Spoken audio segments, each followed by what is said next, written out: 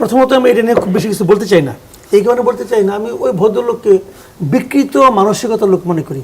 আমার বিবেচনা, আমি অনেক আগেই বলছি, উনি রয়ের এজেন্ট, উনি রয়ের এজেন্ট। উনি বাংলাদেশে সবসময় একটা আওলা লাগাতে চায়। আমাদের এখানে আওলা লাগলে পরে কার লাভ হয়, তার লাভটা উনি করতে মুখে মুখে বলে যে ওটা করো না, সেটা করো না, কিন্তু আসলে উনি রয়ের। আমি একটা সিম্পল এক্সাম্পল দিয়ে শেষ করে দেবো, এটা নিয়ে আমি কথা বলবো না।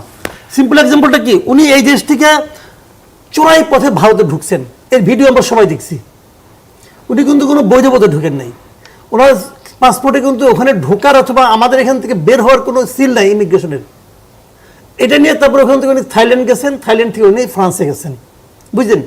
উনি ইন্ডিয়া থেকে বেরোলেন কীভাবে, এটা আপনি আমার বুঝান ভাই। ইন্ডিয়ার মানে ইমিগ্রেশন তাকে ধরবে না, তুমি এখানে ঢুকলা কীভাবে, দেখবে না, কেমনি গেলেন উনি বলেন আপনি আমাকে। উনি কি ইন্ডিয়াতে নতুন পাসপোর্ট করছেন, কেমনি করে করলেন? তাহলে ইন্ডিয়া, তাহলে ওনাকে ইন্ডিয়ার এমন কোনো এজেন্সি হেল্প করছে যে কারণে উনি যেতে পারছেন।